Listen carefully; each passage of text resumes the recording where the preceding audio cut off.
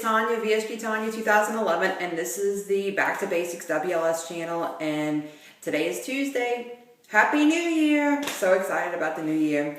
I'm your Tuesday vlogger, and I'm going to kind of talk about what our topic was this week, which is setting realistic goals for the new year. Do you make New Year's resolutions and that kind of thing? So first, let me say, I don't believe in New Year's resolutions. I don't think people keep them.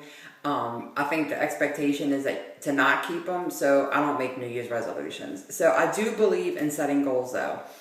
And this has actually been kind of a tough topic. I do have some goals for myself that I've talked about on my own channel, but you know, last year it was so much easier. I was right at the beginning of my journey. I was only about, I think, maybe 6 weeks in at the beginning of the new year. And so, of course, my goal was to lose the weight. And it seems to me that the losing phase is a lot more fun than the maintenance phase, because you can set lots of goals and you're achieving them and it's exciting. When it came to like the losing phase, my goals, I set lots of mini goals. I, of course, wanted I celebrated every 10 pounds lost, but then I also had number goals in between of things that were milestones for me, like getting down to the weight I was before I got pregnant, the weight I was after I had my son, which was a little bit lower than before I got pregnant. Then getting to Wonderland, getting to the lowest weight I had ever been as an adult, which was 185 when I was, I think I was 18. And so I had lots of mini goals, and I really believe in setting mini goals so that you always have something to celebrate. And I also believe in not setting goals that are kind of far-fetched and extremely hard to achieve. I know a lot of people like to challenge themselves and set really lofty goals, but for me, I always feel self-defeated if I don't meet that goal. So I never set a goal that had a time limit on it. I had a weight that I wanted, but I didn't say I want to be this weight by this time, because then if you don't meet it, you feel like a failure. And I never wanted to feel like a failure, because no matter what I was doing, as long as I was losing, I was winning. So, hold on, let me grab my coffee. All right. So, that's my tips for setting realistic goals.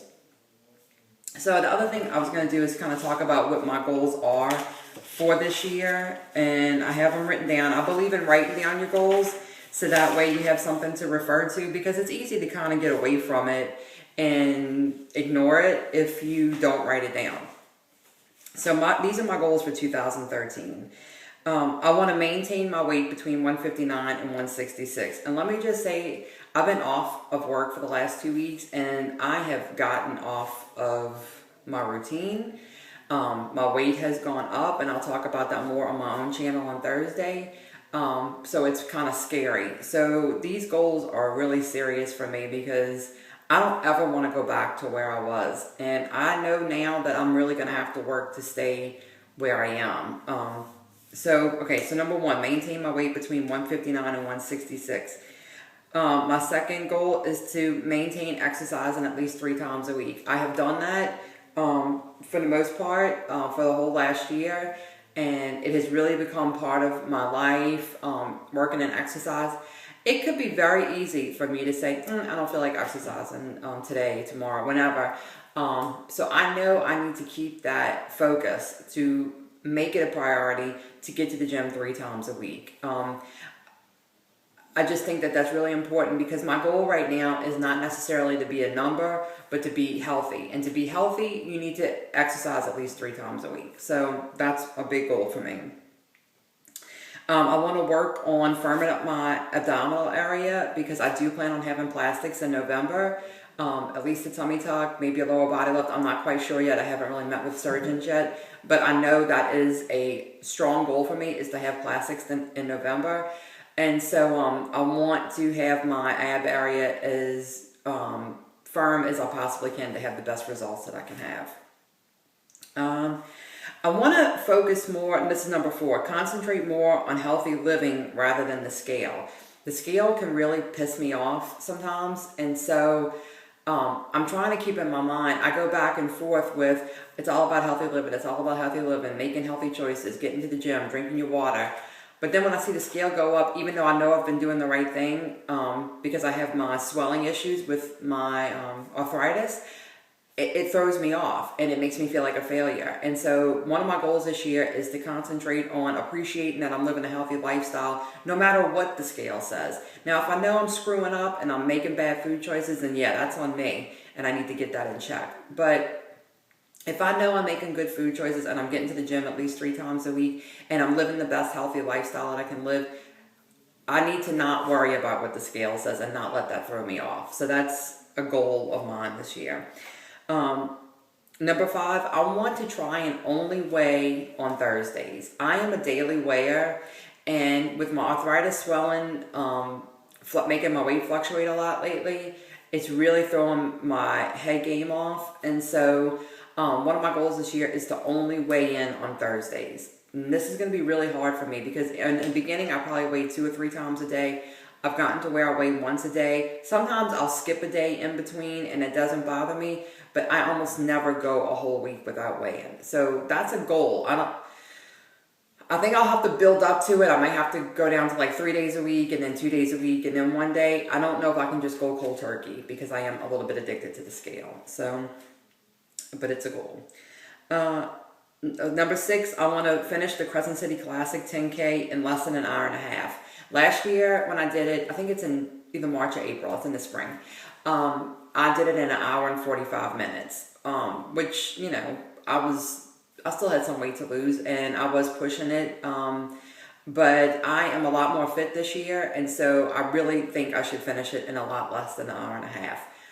But we'll see. With my arthritis, it's kind of iffy, but I plan on working on that.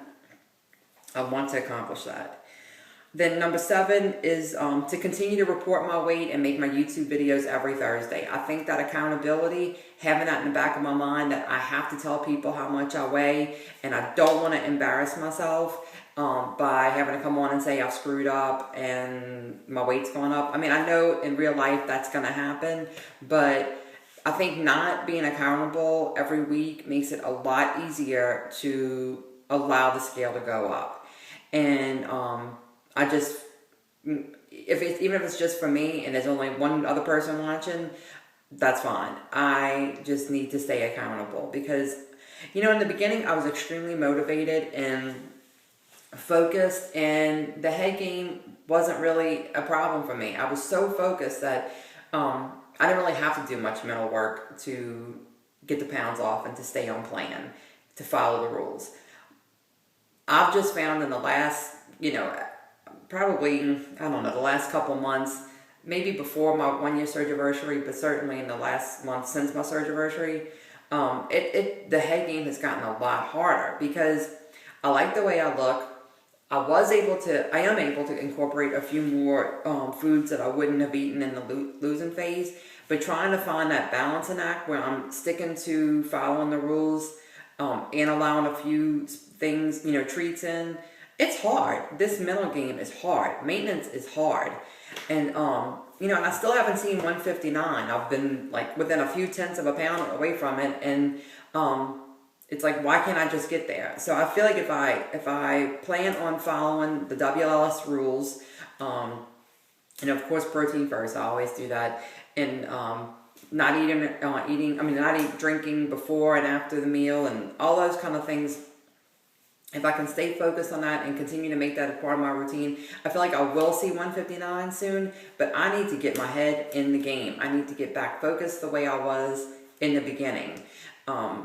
So that's my goals for 2013, and I have them written down. I have them on video now. Y'all can keep me accountable. If I'm not doing what I said I was going to do, call me on it, you know, and it might piss me off, but that's okay. You know, getting that fire under you is what keeps you motivated and focused. So, and I wore my World War II shirt. This is one of my favorite slogans I've had. When I was heavy, I had this in a double X shirt, and this year I'm wearing a small. We went to the World War II Museum in New Orleans for my son's Cub Scout group, which I highly recommend doing, and I got myself a new t-shirt that actually fits me, and I want to stay in a small, so I'm going to meet my goals this year so that I can stay in a small t-shirt. And I like that it says we can do it. It applies to anything in our lives. If you believe it and you want it bad enough, you can do it. We can do it, all right? I will be back next Tuesday with a new topic. Y'all have a great week and Happy New Year. Bye, y'all.